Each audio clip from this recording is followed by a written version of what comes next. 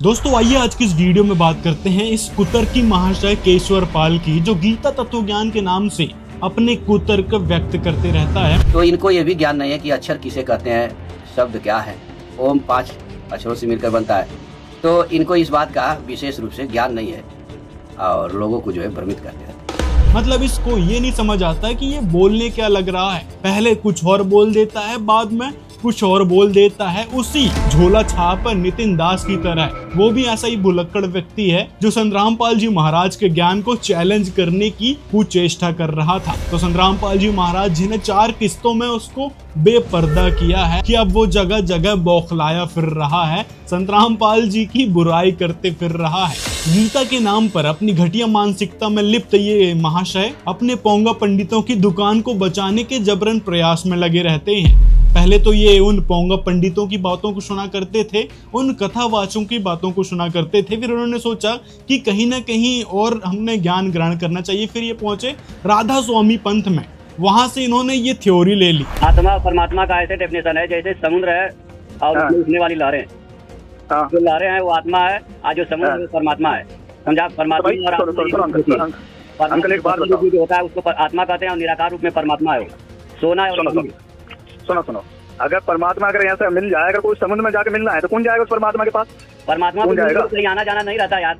परमात्मा में समा जाते हैं हम लोग, परमात्मा में समा जाते हैं। तुम्हारे कहने का मतलब ये नहीं, हम रहते ही हैं उसमें।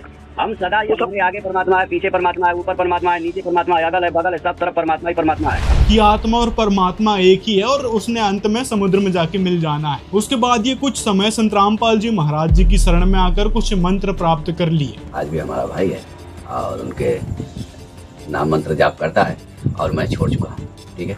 और फिर सारा ज्ञान को मिला जुला कर और उसकी खिचड़ी बनाकर और लोगों को भ्रमित करने में लग गया। मतलब इसकी जैसी मानसिकता चल पड़ती है, उन श्लोकों के वैसे अर्थ करने लगता है। यदि आप ओम से कार्य चालू किए, तत् परमात्मा के लिए किए, लेकिन सत जो श्रद्धा है आपकी सत नहीं है, असत है, तो उसका फल बिल्कुल निरर्थक, वो भी कुछ नहीं मिलने वाला।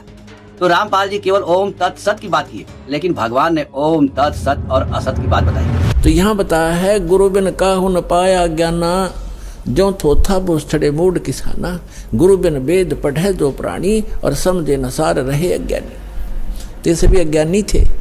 कई वक्त आते हैं वो कहते हैं जी मैंने सुधांशु जी से नाम ले रखा है, और फिर क्या बताता है जी भूत प्रवेश है, प्रेत बाधा कई वर्षों से। अच्छा, फिर सुधांशु जी के मंत्र ने क्या काम करा आपका? क्या नाम दे रखा है? ओ हरिओम तत्सत। अरे वाह भाई वाह, ये है वो नीम हकीम। कहते वस्तु कहाँ खोजे कहाँ, किस विद लागे हाथ, एक पलक में पाइए भेदी ले ले साथ। अब ये तत् और सत ये सांकेतिक है। ओम तत्सत ओम तत्सत ये नहीं जब करना, हरिओम तो कभी करना ही नहीं साथ लगा करके। ओम की बेइज्जती करते हो आप। आज इस वीडियो में आप समझ जाओगे कि ये कुतर्की महाशय जब संतरामपाल जी महाराज जी के ज्ञान को डिबंक नहीं कर सके, तो अपने उल्टे पुल्टे कुतर्क देकर उन भोले भाले श्रद्धालुओं को, भक्तों को भ्रमित करने की, बरगलाने की कोशिश में लगे रहते हैं। और वो भी गीता के नाम पर। जैसे कि जो धर्म गुरु थे और कथावाचक थे, वो भी गीता के नाम पर कुछ भी बता दिया करते कि देखो जहाँ पर आधावंतम लिखा है उसको राधावंतम बता दिया करते थे। लिखा है उद्यतायुध दौरदंडई राधावंतो भटान मृधे। राधावंतो लिखा, स्पष्ट लिखा गुरुजी। ऐसा है, नाश मत करिए। आधावंत है, आधावंत में दौड़ते हुए या संधि हो गई है गुरुजी। नहीं, ये गलत बात आप जो है। तो ऐसे ही ये गीता के तत्वज्ञानी बन बैठे महाशय लोगों को भ्रमित करने की भरपूर कोशिश में लगे रहते हैं। लेकिन संतरामपाल जी महाराज जी के तत्वज्ञान के आगे कोई नहीं टिक सकता। तो ये कुतर्की महाशय कहाँ से टिक पाएंगे? केवल ये अपने मन को सांत्वना देने के लिए कि हाँ भाई जो ये कर रहा था या फिर जिस भी गुरु ने इसको बहकाया था वो सही है, ये अपने आप को सांत्वना देता है कि हाँ उसी मार्ग पे हमने लगे रहना है। संतरामपाल जी का मार्ग यदि स्वीकार कर लिया तो कहीं मोक्ष ना हो जाए हमारा, या फिर जो उसकी वीडियो देखकर इसकी बातों को सच माने बैठे हैं कहीं उनका मोक्ष ना हो जाए। तो इसके कारण ये काल के जाल में फंसाने के लिए भी झूठी और कुतर की बातें करता है। जैसे कि इन्होंने सबसे पहले तो कहा था कि दान धर्म नहीं करना चाहिए, संत रामपाल जी जो दान धर्म लेते हैं ये गलत है। फिर इसने आगे गीता पढ़ते समय खुद ही कह दिया कि देखो हाँ, दान धर्म तो करना चाहिए, यहाँ पर गीता में भगवान भी कह रहे हैं।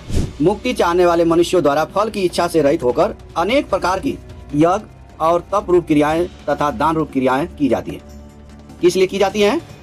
मुक्ति चाहने वालों की। तो एक तरफ तो ये एक्सेप्ट करता है कि हाँ, गीता जी में जो बातें लिखी हैं उसी के अनुसार संत रामपाल जी महाराज करवा रहे हैं, लेकिन अपने कुतर्क को आगे रखते हुए और भोली वाली जनता को भ्रमित करने के लिए ये गोल मोल करने लगता है। तो यहाँ से इसकी इस दोगलेपन को समझ सकते हैं कि एक तरफ तो ये कहता है कि संत रामपाल जी महाराज जो बातें कहते हैं वो हमारे शास्त्रों से मेल नहीं खाती, और फिर देखो शास्त्रों से ही मिल गया कि संत रामपाल जी जो बातें बताते हैं वो एक्चुअल में सही है। मतलब दान धर्म करना संत रामपाल जी सदग्रंथों के अनुसार ही बताते हैं, जिससे मोक्ष मिलेगा, लाभ मिलेगा और परमात्मा मिलेगा। अब जैसे आप यहाँ दान करते हो, यहाँ टोटली भगताते हैं, चाहे किसी ने नाम नहीं लिया है, वो भी परमात्मा की प्यारी आत्मा है, तभी तो इस दरबार में आया। नहीं तो आगे सामने गजा है, कार में बैठ के खे देशी की दई कर करने को क्यों बन गया, क्या है रही हो क्या है, फिर पता चलेगा जब तेरी ब्रेन माटी होगी क्या है यो यहाँ पर। तो अब यहाँ जो आते हैं वो अच्छी आत्माएं आती हैं, इनको जो आपका जो दान आता है ये तो आपके खुली किताब है यहाँ तो सारी। जो भी दान आप करते हो सारा परमात्मा के भंडारे में, यहाँ की व्यवस्था में, यहाँ यज्ञ हवन में, यानी सब प्रकार का यहाँ लगाया जाता है। तो ये भक्तों को खिलाया हुआ, भक्तों को दी हुई सुविधा ये कई गुना फलती है। तो कई भक्त पहले के भ्रमित होते हैं कि जी मैं तो घर में पाठ कराऊंगा, क्योंकि उनको वह परंपरा का पता है घर में पाठ कराने से वो न सोचा घना लाभ होगा। नहीं, घना लाभ तो यहाँ होगा, वहाँ तो 4 आदमी खाएंगे 10-20 हरियाँ देख कितने पुण्यात्मा। और फिर पाप आप कहीं कर दियो, चाहे जंगल में छुप के कराइयो, पाप आपके मस्तक में लिखा जाएगा, और धर्म ने कितना कर लो आपके मस्तिष्क में लिखा जाएगा, उसका फल मिलेगा। तो यहाँ किया हुआ फल यूँ ज़्यादा लाभदायक है, इसलिए आप फल रहे हो फटाफट। और एक शास्त्र अनुकूल साधना है, परमात्मा ने फार्मूले बता रखे हैं, इन फार्मूलों को अपना कर आप चलियो, देखना कैसे लाभ ना हो। इसी दान धर्म को लेकर इसने फिर एक वीडियो में कहा था कि ये तो ज्योति लेते हैं, पाठ लेते हैं, दशवांश चढ़ाने को बोलते हैं, दान करने के लिए बोलते हैं, कि कहते हैं कि दशवांश दे दो, ज्योति का पैसा दो और पाठ कराओ। भक्त लोग खूब कराते हैं और समझते हैं कि अब हमारा जो है चमक गया किस्मत और हम सीधा अब सतलोक जाएंगे। तो आपके मंदिरों में जाकर देख लो क्यों दान करने के लिए बोलते हैं, आपके कथावाचक फीस क्यों लेते हैं वो भी उस पर विचार कर लो। लेकिन नहीं, ये तो उसको अलग ही एंगल से देखते हैं कि नहीं, वो जो करते हैं वो तो अपने ऐशो आराम के लिए करते हैं, या फिर और भी अलग तरीके की इसने थ्योरी बना रखी है उस पर फिट करने की कोशिश करता है। लेकिन संत रामपाल जी महाराज जो अनोखे कार्य करते हैं वो इसको हजम नहीं हो पा रहे हैं, जिसके कारण इस अन्नपूर्णा मुहिम की भी बुराई करते रहता है। मतलब आज समाज में ऐसे भी धूर्त लोग हैं जो अच्छे काम की सराहना की जगह उसकी बुराई करते रहते हैं कि जो अन्नपूर्णा मुहिम संत रामपाल जी चला रहे हैं ये तो दान धर्म लेके चला रहे हैं, तो कहाँ से लेके आएंगे पैसे। आपके गुरुओं को बोलो कि भाई जो आपने चंदा चढ़ावा लिया है, मंदिरों में इतने सारे पैसे इकट्ठे हुए हैं, उसको लगाओ मानव हित में, समाज के हित में। लेकिन नहीं, वो लोग तो अपना जेब भरना जानते हैं और ऐशो आराम की जिंदगी जी रहे हैं। लेकिन संत रामपाल जी जेल में होते हुए भी आज लोगों को सुखी देखना चाहते हैं, जिसके कारण संत रामपाल जी के पास जो भी दान आता है, जो भी भक्त दान करते हैं, दशवांश देते हैं, ज्योति पाठ देते हैं, तो वह सेवा राशि संत रामपाल जी ऐसे अनोखे कार्यों में लगाते हैं, गरीबों की सहायता करने में लगाते हैं। जैसे कि 80 से ज्यादा गांव वाले बाढ़ से प्रभावित थे आज के समय में, बाकी आगे चल के और भी गांव की संख्या बढ़ सकती है, लेकिन अभी 80 गांव तक संत रामपाल जी महाराज जी ने लाखों की राहत सामग्री भेज दी है। मतलब एक गांव में लाखों की राहत सामग्री गई है, किसी किसी गांव में तो करोड़ों में पहुंच गई है। बाढ़ पीड़ित गांवों में राहत सेवा की सूची बहुत लंबी है। हमारे सद्गुरुदेव संत रामपाल जी महाराज का स्पष्ट आदेश है कि हमें लोक दिखावा नहीं करना, बल्कि जमीनी स्तर पर काम करके दिखाना है। यह सूची केवल आपकी जानकारी के लिए है। अब तक 200 से ज्यादा गांवों में सेवा पूरी हो चुकी है। और यह सेवा लगातार जारी रहेगी। मतलब इतनी राहत सामग्री देकर संत रामपाल जी उन गांव वालों की मदद कर रहे हैं और ये सारी बातें इसको सुहा नहीं रही। तो इससे इसकी मानसिकता समझ सकते हैं कि ये किस प्रकार संत रामपाल जी से राग द्वेष रखता है और उसी के कारण ये वीडियोस बनाता है। और हाँ, इसको ज्ञान तो है कि संत रामपाल जी जो भी बातें बताते हैं शास्त्र सम्मत बताते हैं, लेकिन ये अपने मन को शांत होना देने के लिए झूठ पर झूठ बोलता है कि संत रामपाल जी ने यहाँ पर ये लिखा है, एक्चुअल में इसका अर्थ ये होना चाहिए था। यदि तुम्हारे हिसाब से ये अर्थ होना चाहिए था तो संत रामपाल जी का ज्ञान सुनने से पहले क्यों नहीं बता दिया कि इसका अर्थ ये होना चाहिए था, यहाँ पर ये सारी चीजें लिखी है। संत रामपाल जी महाराज के बताने के बाद ही तुमको समझ में क्यों आ रहा है कि यहाँ पर इसका अर्थ ये होना चाहिए था और यहाँ पर ये लिखा हुआ है। दूसरा, इस झोला छाप केशवर पाल महाशय ने कहा था कि संत रामपाल जी महाराज अवतरण दिवस क्यों मनाते हैं। जब संत रामपाल जी अपने भक्तों को जन्म दिवस मनाने के लिए मना करते हैं तो खुद का अवतरण दिवस या जन्म दिवस नहीं मनाया करें। गरीबदास जी महाराज का बोध दिवस क्यों मनाते हैं, परमेश्वर कबीर साहब का प्रकट दिवस क्यों मनाते हैं। फिर इस धूर्त व्यक्ति को ये नहीं समझ आता कि ये बोलने क्या लग रहा है। संत रामपाल जी महाराज क्या वो आम भक्तों जैसे हैं या फिर जो कबीर साहब आए थे और जो संत गरीबदास जी महाराज जी थे, क्या वो आम भक्तों की तरह थे या आम इंसान थे। वह महापुरुष थे और पूर्ण परमात्मा थे कबीर साहब जी। आज के समय में संत रामपाल जी महाराज के रूप में वह पूर्ण परमात्मा स्वयं इस धरती पर आए हैं जगत का उद्धार करने के लिए। साथ में जो लाभ भक्तों को संत रामपाल जी दे रहे हैं, क्या आम व्यक्ति ऐसे लाभ दे दिया करेगा जो उनका बर्थडे मनाए या फिर उनके जन्म लेने का सेलिब्रेशन करें। मतलब किस लिए किया जाए यहाँ सेलिब्रेशन। अभी आप देख लो, जिसने संत रामपाल जी से नाम नहीं लिया उनके यहाँ पर बर्थडे सेलिब्रेट किया जा रहा है और उसी समय उसकी डेथ हो गई। बताओ जरा, मतलब ऐसे ऐसे ढेरों केसेस देखने को मिल जाएंगे जहाँ पर सेलिब्रेशन किया जाता है, खुशियां मनाई जाती है और फिर अगले पल क्या हो जाए पता नहीं। उसको हम हैप्पी बर्थडे मानना है, वो तो बड़ा दुख था हमारे ऊपर। कैर टूटा, जन्म हुआ, ना जाने कितने कष्ट जीवन पर आवेंगे। कोई बच्चा हो गया तो मर जाएगा, कोई बचेगा ना बचे, कोई बीमारियां, 100 प्रकार की समस्याएं, दिन रात धक्के खाने। वो कौन सा जन्म था, वो कौन सा हैप्पी बर्थडे था। वो तो ब्रांडमाटी डे था और उसने हम हैप्पी बर्थडे मनाया करते। अब जिस दिन आप जी को उपदेश मिला वो नोट कर ले, आपका वो हैप्पी बर्थडे है। और 100 याद रखे भगवान कैसे प्राप्त हुआ वो दिन जिस दिन आपकी शरण मिली मालिक। इसी के कारण संत रामपाल जी कहते हैं कि भगवान के नियम के अनुसार चलो, हमने ये नाच गाने से कोई लेना देना नहीं है। संत रामपाल जी बर्थडे मनाते हैं तो किसी प्रकार की खुशी नहीं मनाते। संत रामपाल जी महाराज जी का अवतरण दिवस मनाते हैं, प्रकट दिवस मनाते हैं या संत गरीबदास जी महाराज जी का बोध दिवस मनाते हैं तो उसमें किसी भी प्रकार का बड़ा सेलिब्रेशन नहीं होता, धूमधाम या नाच गाना या फिर जो भी उत्पात नहीं मचाते। संत रामपाल जी उस समय सत्संग करते हैं और लोगों को आध्यात्मिक ज्ञान कराते हैं। इस दिन का महत्व बताते हैं कि संत रामपाल जी इस समय ना आए होते तो आप लोग क्या कर रहे होते, ऐसे धूर्तों के पल्ले पड़कर और वही चढ़ावा चढ़ा रहे होते और आज जो गांव है वो दुखी पड़े होते। एक जमाने में हमने सुना था कृष्ण भगवान और नंदी का बात भरा था और उस टाइम पे बताऊं है धन बरसा था। संत रामपाल महाराज जी ने कृष्ण भगवान की जो बात थी वह पीछे उससे बड़ी लकीर खींच के ना पीछे छोड़ दी। उसका धन तो सिर्फ 1.25 घड़ी बरसा था। रामपाल महाराज का धन न बरसते 2 महीने हो गए। जो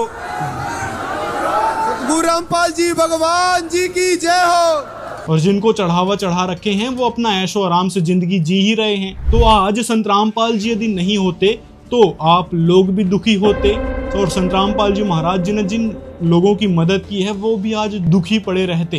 तो संत रामपाल जी महाराज इसलिए महान संत और भगवान हैं, तो उनका अवतरण दिवस मनाना तो बनता है। और परमेश्वर कबीर जी स्वयं इस धरती पर ज्ञान कराने के लिए आए हैं। संत रामपाल जी महाराज बताते हैं कि इसीलिए उनका प्रकट दिवस मनाया जाता है कि इतने सुखमय स्थान को छोड़कर वो हमको समझाने के लिए इस धरती पर आए थे। तो ऐसे यादगार के रूप में ये अवतरण दिवस, प्रकट दिवस या फिर बोध दिवस मनाया जाता है। लेकिन ऐसे धूर्तों को सिर्फ और सिर्फ लोगों को बहकाना है, जिसके कारण ये सिर्फ अपनी मतलब की बातें करना जानते हैं। और यदि आप संत रामपाल जी महाराज जी का और आम भक्तों की तुलना ही कर रहे हो तो फिर जन्माष्टमी क्यों नहीं बना लेते आप। और फिर आपने जो है भगवान श्री कृष्ण के ही शरण में आ गए। मतलब सबको बोलो अपनी पूजा करने के लिए। आपका जब भी बर्थडे आता है तो आप बोलो कि भाई सब जन्माष्टमी बनाएं, है ना, क्योंकि जन्माष्टमी कृष्ण जी की जन्माष्टमी भी तो मनती है और आप उनके भक्त हो, तो आपकी भी जन्माष्टमी मननी चाहिए इस हिसाब से। तो केशवर पाल जी, तो अपनी धूर्तता को छोड़ो, संतरामपाल जी महाराज के ज्ञान को बारीकी से समझो। तो जितनी भी बातें आपने संतरामपाल जी महाराज के ज्ञान को डिबंक करने के हिसाब से लगाई है, वो सारी आपकी खोखली मानसिकता है और कुछ नहीं, क्योंकि आपको खुद पता है कि संतरामपाल जी महाराज जो ज्ञान देते हैं वो अनोखा ज्ञान है। आज तक किसी भी गुरु, धर्म गुरु, कथावाचक या किसी भी मंडलेश्वर ने नहीं बताया है जो संतरामपाल जी महाराज बता रहे हैं, और वो आज सदग्रंथों से भी मेल खा रहा है। ये केशवर पाल जैसे नौटंकीबाज लोग ये नहीं जवाब दे पाएंगे कि वैष्णो देवी पर गए हुए लोग आखिर ये मौत के घाट क्यों उतर जाते हैं, उनके साथ हादसा क्यों हो जाता है। तीर्थों पर जाते हैं, केदारनाथ, बद्रीनाथ, या फिर विशेषकर दर्शन करने के लिए जाते हैं भगवान के, उनके साथ हादसा क्यों हो जाता है, इसका कारण क्या है? इसका जवाब इसके पास बिल्कुल भी नहीं है। ये सिर्फ अपने कुतर्क लगा सकता है कि नहीं नहीं देखो वो तो भगवान की लीला थी। यहाँ तक कि जो महाकुंभ हुआ था, जहाँ पर पाप कटवाने गए थे बेचारे, वहां पर कितने सारे मासूम लोग मारे गए, उसके बारे में भी ये कुछ नहीं बोल पाएगा, क्योंकि इसको अपनी ईर्ष्या और भड़ास निकालनी है संत रामपाल जी महाराज के बारे में बोलकर। इसको ये नहीं समझ में आता कि जो तीर्थों में या फिर मंदिरों में लोग जाते दर्शन करने के लिए, उनके साथ जो हादसा होता है तो वो देवी देवता कहाँ गए, क्यों नहीं उनको लाभ दे पा रहे हैं, बचा पा रहे हैं। इस बात पर ये थोड़ा भी गौर नहीं कर पाते, क्योंकि इसकी मानसिकता वही धूर्त वाली है जो पोंगा पंडितों ने इसको बहकाया था, उसी के अनुसार ये बातें किया करता है अपने उन वीडियोस में कि देखो संत रामपाल जी यहाँ ऐसे गुमराह कर रहे हैं, यहाँ पर ये नहीं करना चाहिए, वहां पे वो नहीं करना चाहिए। संत रामपाल जी महाराज सदग्रंथों के अनुसार भक्ति बताते हैं और ये बात आपको भी पता है, लेकिन क्यों आप लोगों को भ्रमित करते हो। और हाँ, जो दान लेने की बात की है कि पाठ के नाम पर, ज्योति के नाम पर, 10वें अंश के नाम पर, जो संत रामपाल जी महाराज कहते हैं कि दान धर्म करना चाहिए, मतलब संत रामपाल जी किसी से जबर नहीं लेते कि भाई आपने देना ही पड़ेगा। और एक योजना ये भी रामपाल जी करते हैं कि हम सीधे मोक्ष का टिकट दे देंगे। हमारे यहाँ जो आएगा 10वां अंश देगा, ज्योति पाठ जलाएगा, ज्योति जलाएगा, पाठ कराएगा, उसको हम सीधे जो है सतलोक का टिकट थमा देंगे। जैसे आपके पोंगा पंडित और ये धर्मगुरु करते आ रहे हैं कि नहीं आपको देना ही पड़ेगा, इतना दक्षिणा चढ़ा दो, इतना ये कर दो। संत रामपाल जी कहते हैं कि भाई आपने करना चाहिए, दान धर्म करने से ही लाभ मिलता है, इस संसार का, इस काल लोक का नियम है। तो संत रामपाल जी सिर्फ परमात्मा का संविधान बताते हैं और ये सब करना नहीं करना भक्तों के ऊपर निर्भर करता है, और जो करता है उसको लाभ मिलते हैं। लेकिन दूसरी तरफ जो मंदिरों में और जो गुरुओं को लोग चढ़ावा चढ़ाते हैं, उससे क्या लाभ मिल रहा है जरा बताना। इसका इसके पास कोई जवाब नहीं होगा। ना तो उन पैसों का सदुपयोग हो पाता है और ना ही उन पैसों का इनको पता चलता है कि वो कहाँ गए। हमको तो पता चलता है कि हम जो दान धर्म करते हैं या संत रामपाल जी के शिष्य जो दान धर्म करते हैं उसका पैसा कहाँ लग रहा है, लेकिन क्या आपको पता है जो मंदिरों में आपने दान किया वो पैसा कहाँ गया? या फिर जो गुरु को आपने चढ़ावा दिया, पंडितों को 501, 5001, 10,001 रुपए जो दिया, 1101 रुपए जो दिया, वो पैसा गया कहाँ? उसके बारे में इनको दूर दूर तक भनक नहीं रहती और वो पैसा वो हजम कर जाते हैं। यहाँ तक कि जो कथावाचक करोड़ों रुपए लिया करते हैं एक कथा करने मात्र के, लाखों रुपए तो ये प्रदीप मिश्रा लेता है, 31 लाख रुपए नहीं मिला तो उसके कारण इसने ये कथा ही कैंसिल कर डाली। ये लोग लालची तो हैं ही, लेकिन लालच से हटकर इनको लोगों की मदद भी करनी चाहिए, लेकिन ये लोग करते नहीं हैं, इसी से इनका लालच आप लोग समझ सकते हैं। लेकिन ये केशवर पाल जैसे मूर्ख व्यक्ति नहीं समझ पाएंगे, क्योंकि इसको सिर्फ अपनी मूर्खता दर्शानी है। आगे इसने फिर कुतर्क दिया था गीता अध्याय 6 का श्लोक 16 में कि देखो यहाँ पर जो व्रत उपवास के लिए लिखा है वो एक्चुअल में इसके लिए नहीं है, ये तो योग करने वाले योगी के लिए है जो परमात्मा को पाना चाहता है। मतलब इस कुतर्की महाशय को इतना नहीं समझ में आ रहा कि जो योग कौन करेगा परमात्मा को पाने के लिए, योगी करेगा ना योग।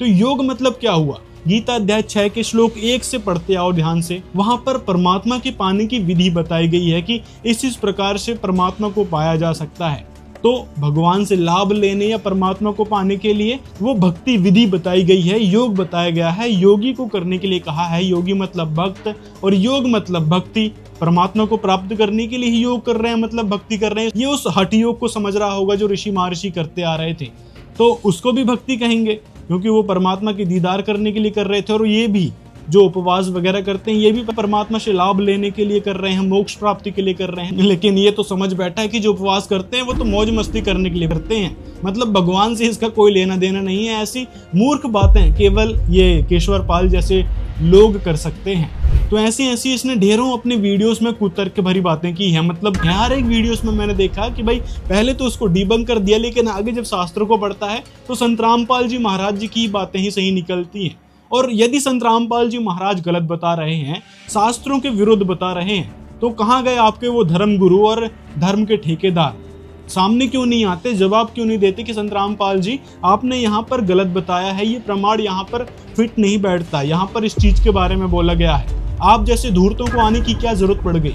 आपके गुरुओं को बोलो कि भाई हाँ बोलो, संत रामपाल जी ऐसा ऐसा बोल रहे हैं, उनको जवाब दो। लेकिन उनकी बोलती बंद है, क्योंकि उनको भी पता है कि संत रामपाल जी से हम कहीं भी सामना नहीं कर सकते। संत रामपाल जी का पूर्णतः ज्ञान शास्त्र प्रमाणित है और हर एक बात संत रामपाल जी ने प्रमाणों के आधार पर बोली है। कोई भी बात मन घड़ंत या फिर सुनी सुनाई नहीं बोली है। तो इससे आप समझ सकते हैं कि संत रामपाल जी महाराज के रूप में स्वयं भगवान अवतरित हो चुके हैं, जो लोगों की मदद कर रहे हैं, सद्भक्ति बता रहे हैं और लाभ भी दे रहे हैं। यदि आप इस कुतर्की महाशय केशवर पाल के बारे में और भी वीडियोस देखना चाहते हैं, कमेंट में बता सकते हैं। और इस वीडियो को ज्यादा से ज्यादा लोगों तक शेयर करें, ताकि इस बेवकूफ के वीडियोस को देखकर जो लोग बहक चुके हैं उनको भी समझ में आए कि वास्तविकता तो ये थी और इस हिसाब से ये महाशय सिर्फ और सिर्फ बुराई करने लग रहे थे। थोड़ी लॉजिकल बातें इस वीडियो में की गई है और प्रमाण भी कुछ कुछ आपको दिखा दिए हैं। मिलते हैं अगले वीडियो में।